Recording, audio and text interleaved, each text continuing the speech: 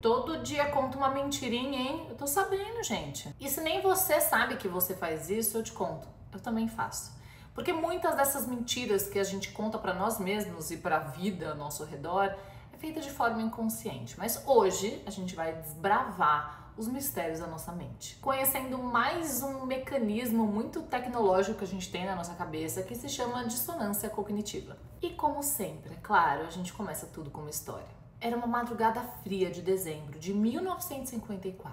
A maioria das pessoas dormia, enquanto um grupo de extremos crentes estavam à espera de alienígenas que iriam salvar os seus mais fervorosos fiéis, enquanto o resto da humanidade pareceria em uma inundação apocalíptica.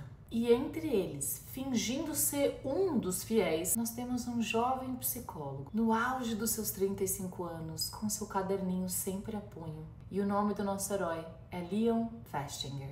O que ninguém sabia é que esse homem discreto iria revolucionar a história da psicologia social no mundo. Festinger era um cara extremamente curioso, nada passava despercebido no seu radar. Então, quando ele ficou sabendo desse pequeno culto apocalíptico, ele falou: não, eu preciso fazer parte disso. E foi justamente esse olhar, esse mindset de curiosidade que fez ele ir atrás do entendimento de diversos comportamentos humanos. E ele ajudou a gente a chegar em diversas soluções. Quando ele, junto com um assistente, resolveram se infiltrar nesse pequeno grupo, eles tinham um plano em mente: observar o que iria acontecer com as pessoas uma vez que aquela premonição que elas estavam esperando não se realizasse. Como que as pessoas iriam reagir, sendo que elas tinham vendido casa, mudado completamente a sua vida e depositado toda a sua energia nessa crença? Na noite da profecia, estavam todos muito ansiosos. E aí, ao passar da meia-noite, nada aconteceu.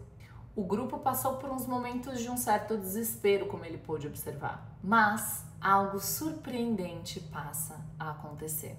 A líder do grupo surge e diz que recebeu uma nova mensagem dos seus amigos alienígenas. E essa mensagem dizia que aquele grupo tinha conseguido unir tantos fiéis de bom coração que, através da construção dessa energia de bem, eles vão poupar a Terra do seu destino apocalíptico. E sabe o que foi o mais fascinante na visão do Festinger?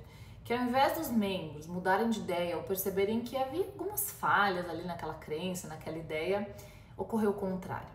Então os membros que estavam ali passaram a ser membros muito mais fervorosos. E foi exatamente essa experiência que levou Leon Festinger a desenvolver a sua teoria da dissonância cognitiva. E essa teoria diz que toda vez que a gente consegue segurar duas verdades que se contradizem, nós experienciamos um desconforto psicológico imenso. E toda vez que o ser humano está em desconforto, ele vai buscar não estar em desconforto e o mais rápido possível. Então a gente entra no modo, vamos fazer qualquer coisa para sair desse lugar? E frequentemente a gente acaba dobrando a realidade para que as nossas ideias se comportem melhor. Aí ele vem com a braba e fala o seguinte: é mais fácil para a mente humana racionalizar o inexplicável do que abandonar uma crença fundamental. Nosso cérebro, gente, gosta de acreditar em coisas, e uma vez que ele põe uma coisa como regra, é muito difícil ele desver ou ele mudar de fato de ideia, porque é confortávelzinho acreditar. Então, quando a gente encontra um ruído na nossa cabeça, algo que não está se encaixando muito bem, a gente encontra uma justificativa para isso. Para que a gente não só fortaleça as crenças que nós temos, mas também fuja dessa sensação de desconforto o mais rápido possível. A gente está cansado de ver isso, né? Quando a gente apresenta para alguém fatos que contradizem aquilo que ela já acredita, a postura natural das pessoas é se defender ainda mais e não falar: ah, você tem razão, peraí, vou mudar de ideia. E aí a gente começa a fazer um efeito dominó, sabe por quê? É impossível mudar a opinião de alguém usando a lógica se a lógica não foi usada para formar essa opinião em primeiro lugar. Então, as desculpas que nós damos para que aquela crença faça sentido, mesmo diante de um ruído que esteja indo contra essa nossa verdade, são justamente a nossa tentativa para lidar com a dissonância cognitiva. Isso está presente, gente, desde a política, que é um tema que é bem claro a gente observar isso, como em diversas escolhas que a gente faz na nossa vida. Vamos de mais um exemplo? Vamos supor que você é uma pessoa que se considera uma pessoa saudável, preocupada com a própria vida, que quer viver ali os 100, 110 anos, chegar lá muito bem. Só que você também é uma pessoa que fuma, que gosta ali de um pendrive, que gosta ali de um troço. E aí, o que temos? Dissonância. Aquele ruído, aquela sirene, o sinal de alerta na tua cabeça que tá falando: tem duas coisas aqui que não batem não. E aí a gente sente esse desconforto, a gente sente essa incongruência com a nossa própria narrativa. E aí o que a gente faz? Algumas opções. Temos a primeira, que na verdade é a única que é uma solução de fato, que é o que todo mundo deveria fazer e é que a gente menos faz porque ela dá trabalho.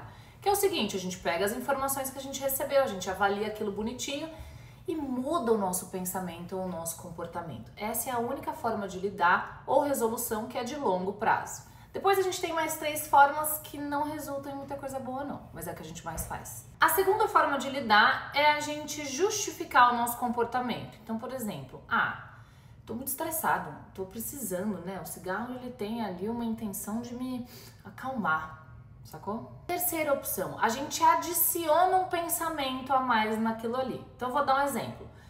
Quero ser saudável, mas tô fumando. Mas olha o tanto de outras coisas saudáveis que eu faço. Eu corro 10 quilômetros toda semana, eu faço cardio, eu faço musculação. Eu tô, entendeu? Equilibrando as coisas. E a quarta forma de lidar, que é a maravilhosa, que a gente vê também um monte, aí a gente simplesmente ignora.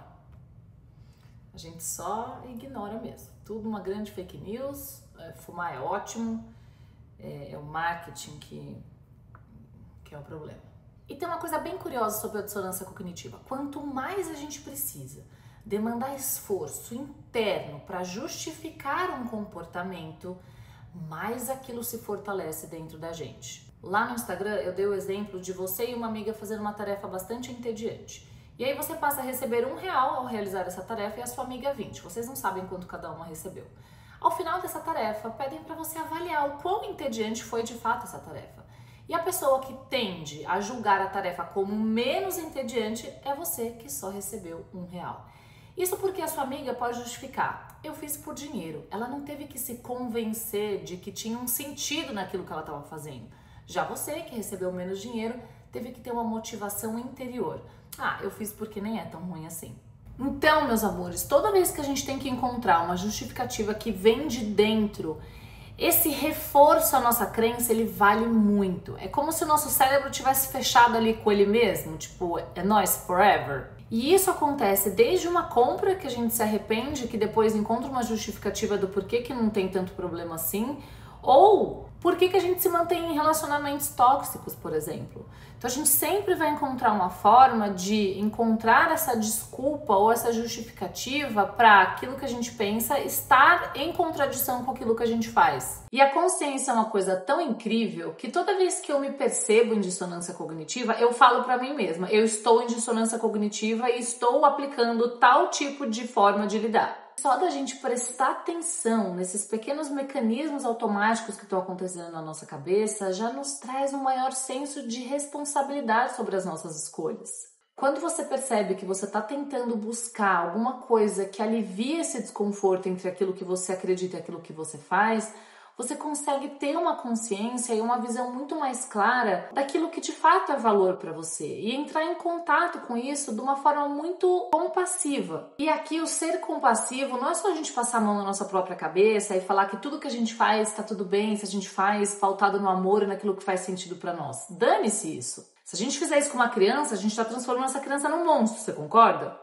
Qual é o amor compassivo? É a gente assumir total responsabilidade por aquilo que a gente deveria estar fazendo. E a dissonância cognitiva, ela justamente nos traz o desconforto porque nós somos seres de significado e a gente precisa estar com esses significados e esses valores alinhados naquilo que a gente faz. E hoje, você entender sobre dissonância cognitiva te aproxima muito mais de áreas como a publicidade e o marketing do que de fato com o autoconhecimento e psicologia. Isso porque o mundo hoje aprendeu a usar a dissonância cognitiva contra nós. Então, usar justamente esse nosso desconforto para conseguir aquilo que eles querem de nós.